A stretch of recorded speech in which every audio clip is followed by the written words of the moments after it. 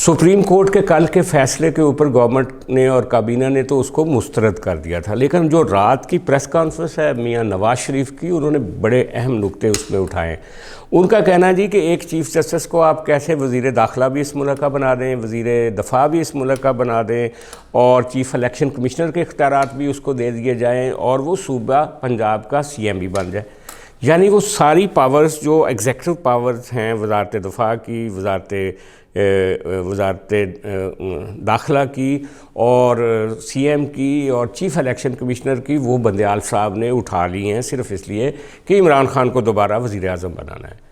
اچھا، اب اس کے خلاف کابینہ نے اس کو مسترد بھی کر دیا ہے۔ انہوں نے جناب چیف جسٹس صاحب کے خلاف اور 2 ججز کے خلاف سوچ رہے ہیں وہ لوگ کہ ریفرنس لے کر آئیں الگ الگ سپریم جوڈیشل کونسل میں، کیونکہ ان کا کہنا ہے کہ 4 ججز نے جب اس کے خلاف فیصلہ دیا تھا تو یہ 3 ججز فیصلہ نہیں دے سکتے۔ اور اس کے علاوہ گورنمنٹ کیا کرنے جا رہی ہے جناب، میاں شہباز شریف صاحب پہلی دفعہ بہت انہوں نے جو ایک ایگریسو ٹون اختیار کیا، وہ تیار ہیں جناب۔ انہوں نے جب اپنے جو کابینہ کے اجلاس سے سرکاری افسروں کو اور اے ڈی سی اور فلانے اور ملٹری سیکٹری سب کو باہر نکال دیا تھا، سارے فیڈرل سیکٹری باہر نکال دیے، ڈی جی مختلف محکموں کو باہر نکال دیے، اور جو صرف کیبنٹ ممبر تھے ان کے دوران انہوں نے کہا ایک جذباتی تقریر میں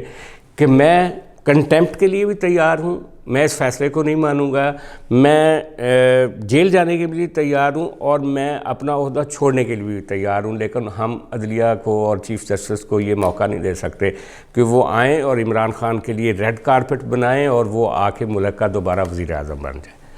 تو جناب یہاں تک بات پہنچی ہے۔ مریم نواز نے جو ٹویٹ کیا ہے وہ بھی آپ سب نے دیکھا ہوگا کہ انہوں نے کہا کہ لاڈلے کو دوبارہ سے وزیر اعظم بنانے کے لیے یہ جو ججز ہیں 3، انہوں نے قانون کی اور آئین کی دھجیاں اڑا دیں، لیکن جو للکار بلاول بھٹو کی ہے لاڑکانہ سے، اس نے تو پورا آئینہ دکھایا ججز کو کہ کس طریقے سے ججز نے ڈیموکریسی کے خلاف، پیپلز پارٹی کے خلاف، ذوالفقار علی بھٹو کے خلاف، بے نظیر بھٹو کے خلاف، آصف علی زرداری کے خلاف یک طرفہ فیصلے دیے، اور کس طرح انہوں نے جنرل مشرف کو آئین میں ترمیم کرنے کا موقع دیا، کس طرح انہوں نے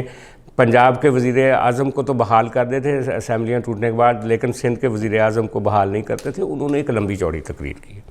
اور وہ ساری چارج شیٹ کیا تھی بندیال صاحب کے خلاف، اور انہوں نے بندیال صاحب کو باقاعدہ ایک میسج دیا۔ انہوں نے کہا کہ اگر آپ لارجر بینچ بنا لیتے، آپ فل کورٹ بنا لیتے، وہ اگر فوری الیکشن پورے ملک میں بھی فوری الیکشن کا کہہ دیتے تو ہم تیار تھے، لیکن آپ نے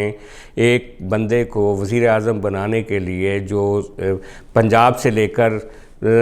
وفاق تک جو آپ گیم کر رہے ہیں، یہ کانسٹیٹیوشن کے نام پہ ایک طرح سے ملک میں ایک نئی آمریت قائم کرنے کا نام ہے۔ تو اتحادی قوتیں، اتحادی جماعتیں وہ ایک ساتھ کھڑی ہیں،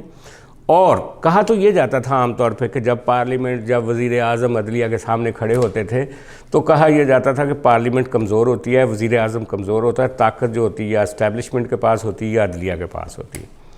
لیکن یہ پہلا موقع ہے، یہ یونیک ایک ٹائم ہے، اسی طرح کا جو سجاد علی شاہ کے وقت کا ٹائم تھا۔ اس وقت سجاد علی شاہ کے اوپر جب یلغار کی گئی تھی مسلم لیگ نون کی طرف سے، تو انہوں نے اس وقت کے آرمی چیف کو کہا تھا کہ مجھے آپ تحفظ دیں، تو آرمی چیف نے کہا تھا کہ آپ وزارت دفاع کو لکھیں، ہم وزارت دفاع کے ماتحت ہیں۔ اور آج بھی وہی آئیڈینٹیکلی وہی صورتحال ہے کہ آج کی جو اسٹیبلشمنٹ ہے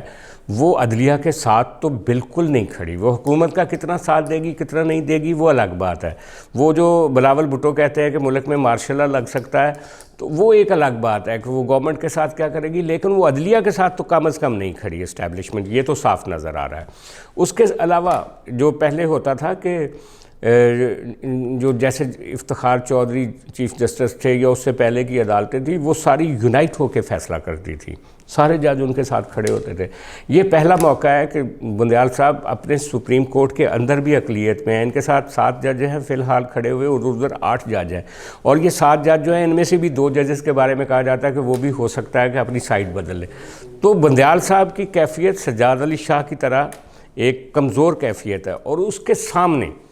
جو حکومت ہے وہ اگرچہ پارلیمنٹ کے بارے میں کہا جاتا ہے کہ وہاں سے پی ٹی آئی چلی گئی ہے، یہ کہا جاتا ہے کہ پی ٹی آئی کا سارا بیانیہ جو ہے وہ سپریم کورٹ کے ساتھ ہے، پبلکلی سپریم کورٹ کو ایک سپورٹ حاصل ہے، لیکن جو وزیر اعظم کے اختیارات ہیں وہ بھی کم نہیں ہوتے، جو وزارت دفاع کے اختیارات ہیں وہ بھی کم نہیں ہوتے، چیف الیکشن کمشنر جو ہوتا ہے وہ بھی ایک بااختیار اور انڈیپینڈنٹ ادارہ ہے۔ تو اس طرح سے یہ نہیں ہو سکتا کہ ون وے ایک راستہ مل جائے بندیال صاحب کو کہ آئیں وہ ریڈ کارپٹ بچھائیں، عمران خان کو ملک کا وزیر اعظم بنا دیں اور وہ جناب اکتوبر اپنی ریٹائرمنٹ سے پہلے اور ملک کا پورا نظام بدل کے چلا جائے۔ اگرچہ اس کے سامنے جو بندیال صاحب کے سامنے رکاوٹ ہے ان کے سپریم کورٹ کے اندر، اسٹیبلشمنٹ کے اندر، اور پھر اس کے ساتھ ساتھ گورنمنٹ ان کے سامنے ایک سیسا پلائی دیوار بنی ہوئی ہے، پی ڈی ایم بنی ہوئی ہے، اور کہا تو یہ جا رہا ہے کہ پی ڈی ایم بھی اس وقت ذہنی طور پہ الیکشن کے لیے تیار ہے، اور یہ وہ الیکشن ہوگا، یہ آپ یاد رکھیے گا میری بات، یہ وہ الیکشن ہوگا جس میں عمران خان نہیں جیت سکے گا، اور عمران خان جو ہے وہ اس وقت بندیال صاحب بھی نہیں ان کے پاس ہوں گے اور کچھ بھی نہیں ہوگا، اور بندیال صاحب جو ہیں اور عمران خان صاحب جو ہیں وہ بندیال صاحب کے بغیر اور ان ایسی عدلیہ کے بغیر صرف سڑکوں پہ رہ جائیں گے، الیکشن دوسری پارٹیاں جیت جائیں گی۔ وجہ یہ ہے کہ جس طرح کی سیاست عمران خان صاحب کر رہے ہیں اس میں مقبولیت جو ہوتی ہے وہ قبولیت میں بدل نہیں پاتی، زمانہ وہیں ٹھہرا ہوا ہے، وہیں رکا ہوا ہے۔ یہ نہیں ہو سکتا کہ اگر میاں نواز شریف کے خلاف کے ساتھ سچویشن کچھ اور ہو، بھٹو صاحب کے ساتھ اور ہو، بے نظیر بھٹو کے ساتھ اور عمران خان صاحب جو ہیں ان کو چاروں طرف سے ایک پھولوں کے گلدستے ملے، نہیں، ایسا نہیں ہوگا۔ عمران خان صاحب کے لیے برا وقت اس فیصلے کے بعد زیادہ برا وقت شروع ہوا ہے۔ آپ دیکھتے رہیے میرا یوٹیوب چینل، اور اگر آپ کو پسند آئے تو اس کو سبسکرائب کریں اور اپنے دوستوں کو شیئر بھی کریں۔